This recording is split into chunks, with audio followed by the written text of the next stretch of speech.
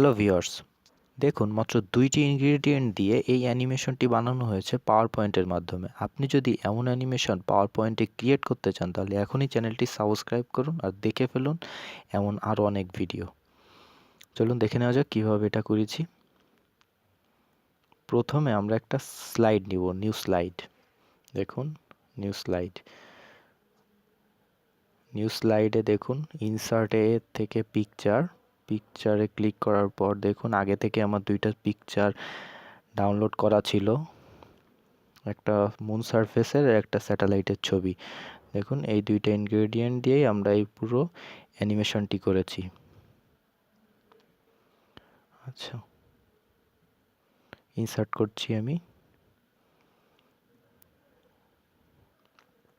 Insert হয়ে গেছে। আচ্ছা, আরেকটি ইমেজও ইনসার্ট করব আমরা একবারে।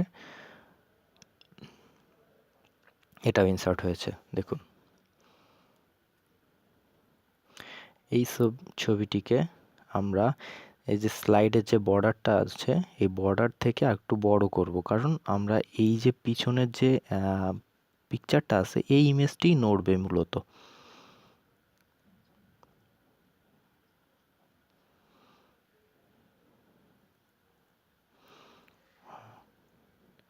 এখন আমি এই ছবির শুধু এই স্যাটেলাইটটুকু নেব। এখন দেখুন এই ছবিটি ক্লিক করার পরে ফরম্যাট থেকে রিমুভ ব্যাকগ্রাউন্ডে ক্লিক করছি। আপনি এটা সম্পর্কে যদি আরও জানতে চান তাহলে আমার ভিডিও লিঙ্ক দেওয়া আছে, সেটা থেকে দেখতে পারবেন, রিমুভ ব্যাকগ্রাউন্ড নামে। আচ্ছা, এখন দেখুন আমার এখান থেকে এই স্যাটেলাইটটুকু সিলেক্ট করে নিতে হবে। দেখুন মার্ক এরিয়াস টু কিপ, আমি কিছু জায়গা রাখতে চাচ্ছি। দেখুন এই জায়গাটুকু আমি রাখতে চাচ্ছি, আমার হয়ে যাচ্ছে। দেখুন এই জায়গাটুকু আমার হয়ে যাচ্ছে একটা ক্লিকের মাধ্যমে। আচ্ছা, এবার আমি কিছু জায়গা রিমুভ করব, এই জায়গাটুকু আমার দরকার নাই, সো আমি এটা বাদ দিব মার্ক এরিয়াস টু রিমুভ দিয়ে। এটার ডিটেলস আপনি জানতে পারবেন আমার নিচের ভিডিও লিঙ্কে।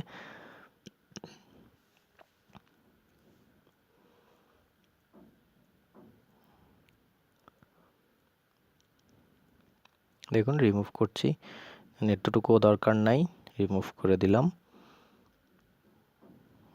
আচ্ছা, এইখান থেকে একটু নিতে হবে, so mark areas to keep. দেখুন এতটুকু নিয়ে নিলাম, আবার এখানে বেশি হয়ে গেল, এতটুকু রিমুভ করব।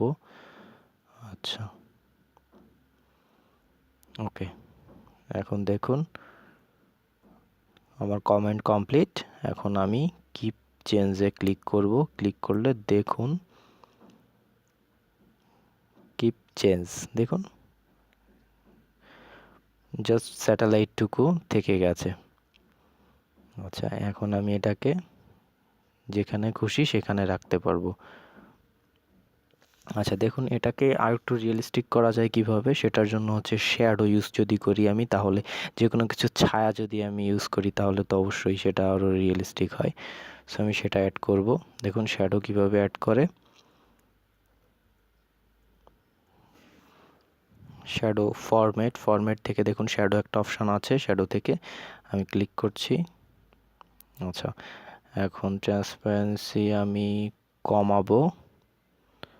আচ্ছা, দেখুন ট্রান্সপারেন্সি কমিয়ে দিয়েছি, এটা সাইজটা একটু বাড়াবো যাতে একটু বড় বড় বোঝা যায় ভালোভাবে যেটা চলছে। আচ্ছা, একটু ব্লার করি। আচ্ছা, অ্যাঙ্গেলটা একটু ঠিক করি। আচ্ছা, এবার ডিস্টেন্সটা একটু বাড়িয়ে দিই যাতে দূর থেকে মনে হয় যে দূর থেকে কিছু একটা নড়ছে।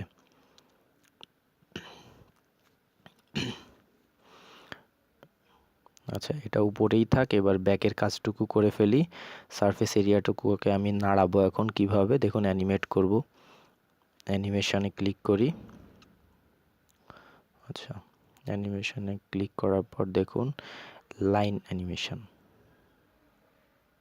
এই যে।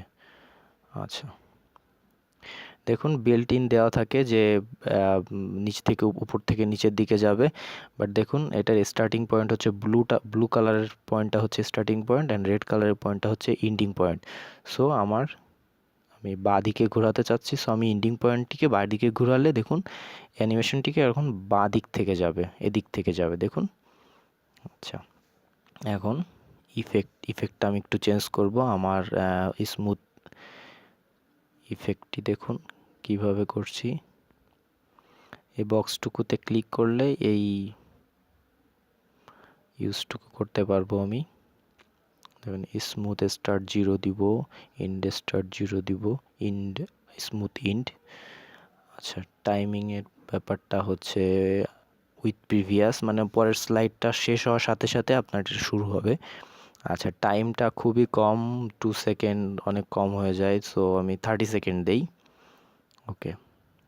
আচ্ছা, repeat until end of the slide, তার মানে আপনি যতক্ষণ পর্যন্ত এই স্লাইডটা ইন না করবেন ততক্ষণ পর্যন্ত এই অ্যানিমেশনটি চলতে থাকবে। ওকে দেই, দেখুন এটা চলছে। আচ্ছা, এটা মোটামুটি কমপ্লিট। এটাকে একটু সরাবো আমি মাঝামাঝিতে যাতে ভালোভাবে বোঝা যায়। এখন আমরা দেখব আসলে কাজ করে কিনা। দেখুন এটা চলছে। তো এভাবে আপনি আরও সুন্দর সুন্দর ভিডিও যদি দেখেন তাহলে আপনি অ্যানিমেশন করতে পারবেন।